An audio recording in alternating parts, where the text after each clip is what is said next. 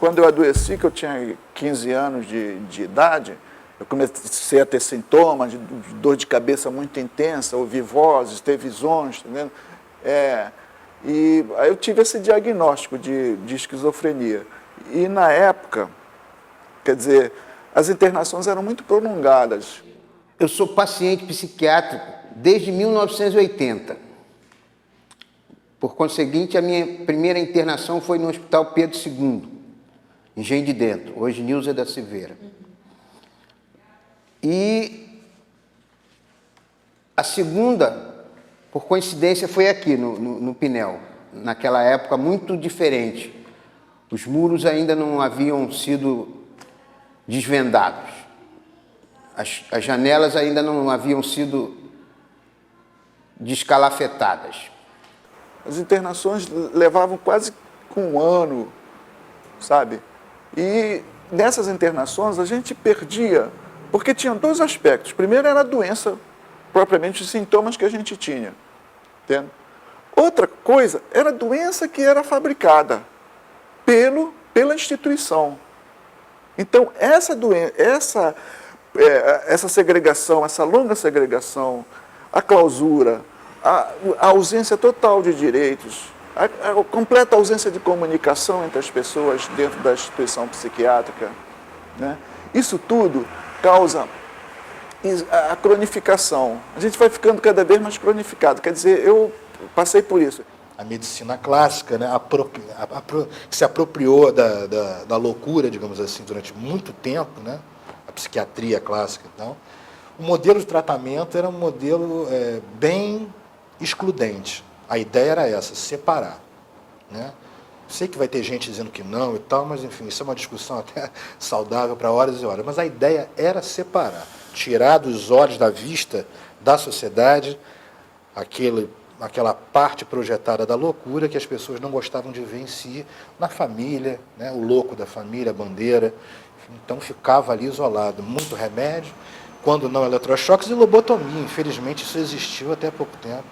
Mas sei que lá fora eu comi o pão que o diabo amassou, sofri muito.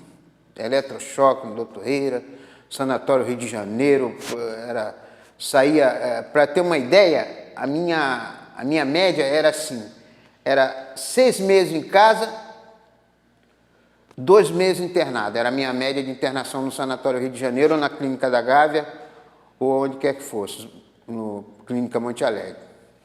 Então eu era assim, porque tomava remédio, ficava igual um boneco, não tinha, era um autômato.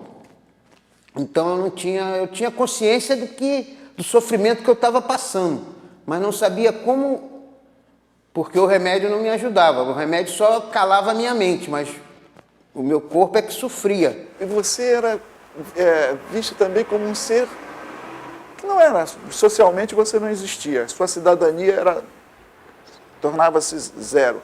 Então, quando você saía do hospital e ia para casa, acreditava-se que você tivesse bom, curado, mas, na verdade, você era contido pelos remédios. E você saía saía por bom comportamento.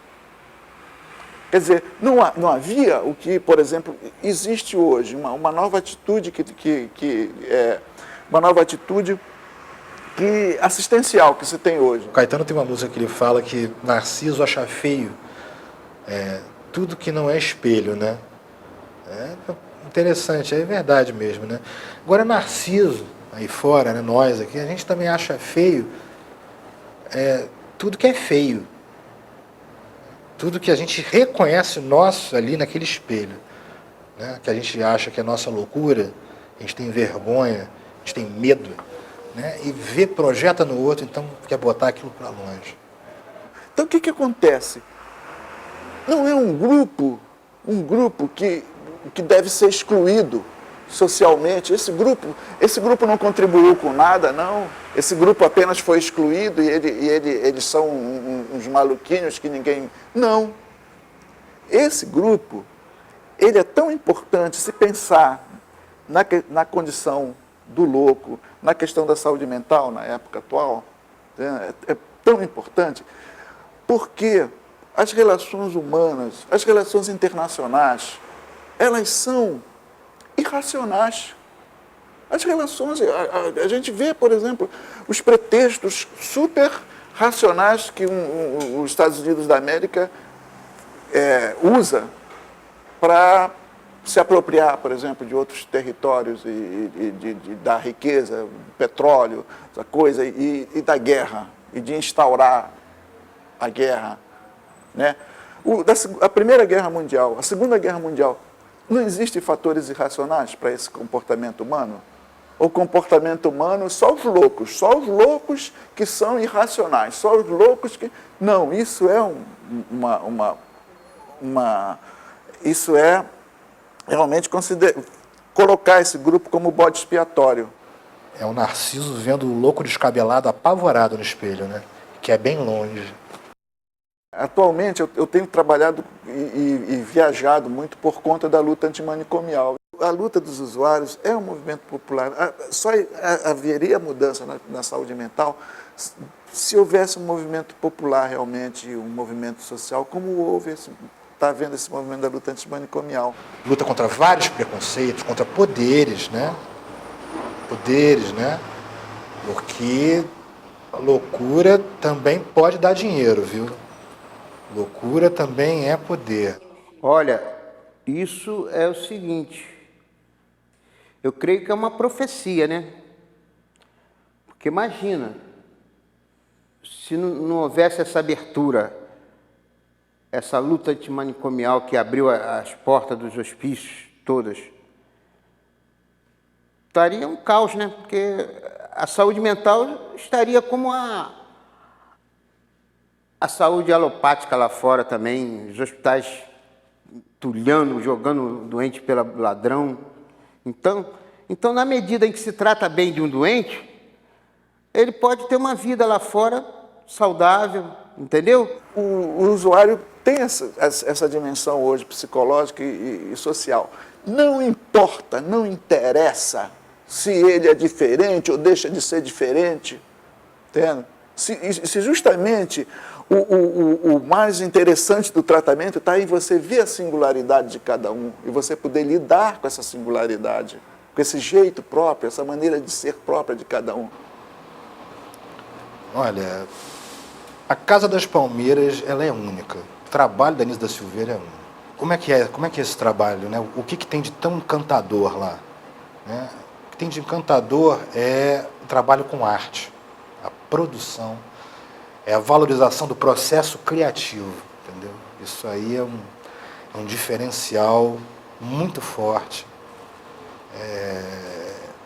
É um modelo. E Anísia da Silveira, a doutora Anísia da Silveira, ela teve essa sacada, né? Ela fundou isso aqui no Brasil há muito tempo, né? O mais espantoso é que tem tempo esse trabalho, não é uma coisa recente, digamos assim.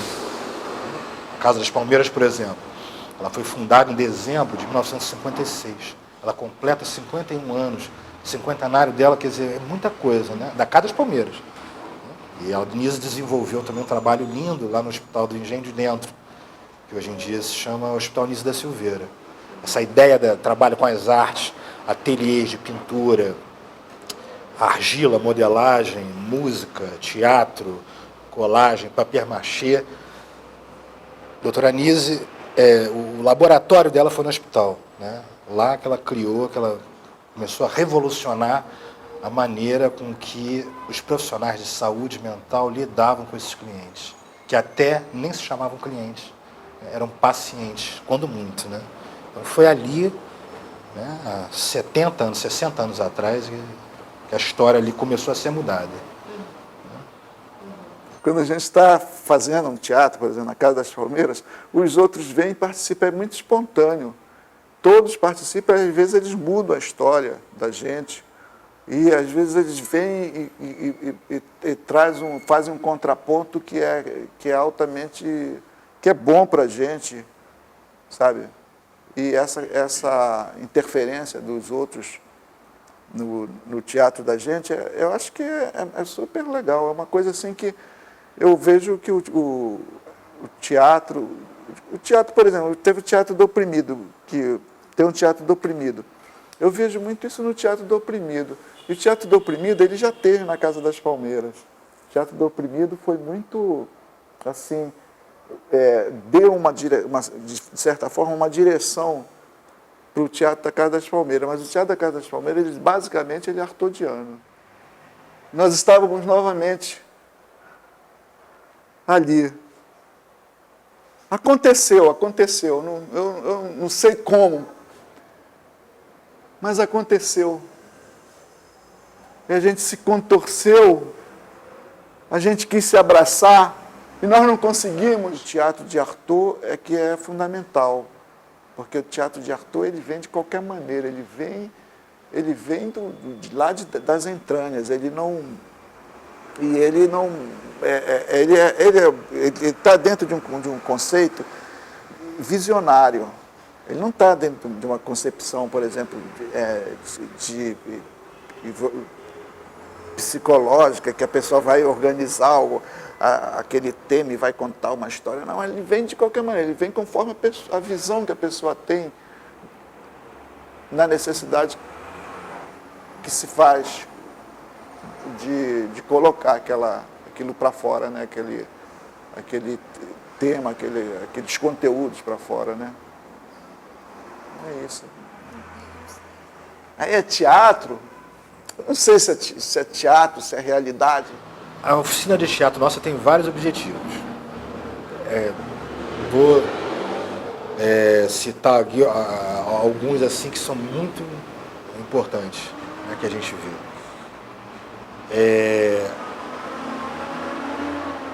A maneira, o modo como se relacionam com o grupo é uma delas. A sequência que é acompanhada lá no teatro, principalmente mesmo, das histórias, a temática que é levada, que tipo de cena que determinada pessoa leva, né? Quem são os personagens que ela leva? Tem cenas que tem 4, 5 personagens, irmão, tio, amiga, gato. Organização dos papéis, como que eles se organizam, como que se posicionam. Faz um esforço danado para falar com os personagens que eu tinha. Eu tinha um personagem permanente que era o Marciano. Eu já sei que são arquétipos, era um arquétipo do guerreiro. Marciano é guerreiro, é guerreiro, é guerreiro. E com ele ninguém pode, ninguém pode, ninguém pode. É o dínamo criativo, né? Pulsante, inconsciente, que busca, que clama por vida, que a gente acredita que toda pessoa tem isso. Né? E proporcionar isso, quando esse veículo, essa porta é aberta, né? O ambiente é favorável, e é claro, a pessoa quer, que tem que ter o desejo, tem que ter aquela energia, né? Para poder ter o movimento da pessoa, né? E geralmente tem. E aí é uma centelha de vida que vai, de um pulsante vai, e aí vem a arte entra ali como objeto privilegiado de produção inconsciente. Né? Mas o dínamo é do psiquismo. Né? Vem do fundo da alma do sujeito, aquela força ali para produzir a mudança. Eu vejo essa coisa como uma eterna reorganização. Não é uma repetição da mesma coisa, entendeu? Um movimento quase que circular, mas quase como um espiral. Sabe? Uma coisa que vai se organizando, se reordenando, coisas novas vão surgindo, insights vão acontecendo. Mas que eu estou aqui diante de 2 câmeras, não sei para qual eu me designo. O meu início na TV Pinel foi fazendo, como é que eu diria, como é que se diz? Pontas, né, quadros assim. De formas que eu gostaria de saber do senhor, o que o senhor acha do chorinho brasileiro, né, do chorinho? Do bloco tá pirando pirô. Enfim, o que eu não falei está na sua cabeça. O senhor deixa devanear. Fala, senhor. Não, o que eu acho é o seguinte, eu acho que funciona muito bem a ideia de todas as pessoas que têm problemas mentais ou sem problemas mentais, ou com mais ou menos problemas mentais, que façam arte. Por quê? Porque a arte já é uma maneira de ver a realidade um pouco meio louca, você não acha? De repente a gente faz um grupo aqui de pessoas que ficam olhando no meio, aí entra uma pessoa que todo mundo conhece, mas que ele faz de conta que é um personagem, que todo mundo sabe que ele não é, mas a gente faz de conta que é. Então o que ele já tem? Tem uma visão um pouco delirante, não é, da realidade, ele está delirando. Ou então um pintor que chega a ver um pé de laranjeira lá e pinta o pé de laranjeira que não é aquele, ele está delirando também. Então toda a arte já é uma forma de delírio. A única diferença é que o delírio da arte é um delírio enquadrado, é um delírio que a gente vê, a gente olha assim e fala assim, olha, o espetáculo vai começar às tantas horas. Não começa porque todo mundo chega atrasado, mas envia para começar às tantas horas e acabar às tantas horas, e cada um tem que saber o que é que vai dizer, mesmo fazendo o personagem. Então ele é enquadrado socialmente, né? E o delírio patológico não é. Então quando você pega e junta o delírio patológico, né, com o delírio da arte, que é enquadrado, talvez você enquadre um no outro. Então eu acho que é libertador para a arte, para o artista, e é enquadrante para o que tem um problema. E de repente a gente descobre que quem tem um problema é um artista, e a gente descobre que quem é artista tem um problema. Então é nessa junção que eu acho que as coisas estão muito bem, e descobrimos que nós todos somos loucos, e nós todos podemos organizar a nossa vida. Tem os patológicos e tem os fisiológicos. Os patológicos. Os antológicos, esses são boas novas. Agora os patológicos, deixa eu dizer para o senhor, na minha poesia Van, eu diria que a loucura tem expressões que a própria loucura desconhece. Hoje em dia eu brinco com as emoções. O artista ele tem o dom de chorar lágrimas de sangue e por dentro está rindo, quando ele está em cena. Então, o princípio de tudo são as emoções. Se você sabe lidar com as emoções, fica mais difícil você, sabe, lidar com as megeras da vida. E para mim, teatro é crise, crise e teatro. Eu acho que, porque eu lembro das crises que eu tive e do que o teatro exteriorizar significou para mim. E aí eu vejo que essa crise é social também, essa crise está sempre no plano social. Vem aí a época do beleza. Aí eu disse, a época do beleza é a época em que nós seremos ouvidos, a época que a gente vai poder conversar com as pessoas, a época que a gente vai poder trabalhar, mesmo tendo problemas, a época em que a gente vai conviver com os outros, a gente vai estar na sociedade, que a gente vai poder transitar pela cidade, estar na cidade, sem ser internado, ou sem ser usado para dar lucro para dono de hospital, para dar lucro para... E eu fiquei esperançoso. Eu fiquei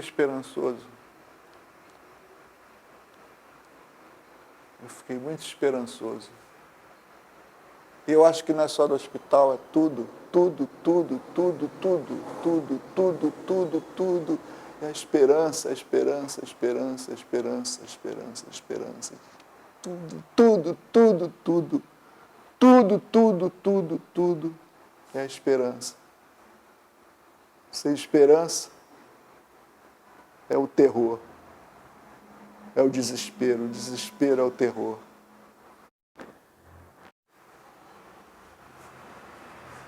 É a esperança.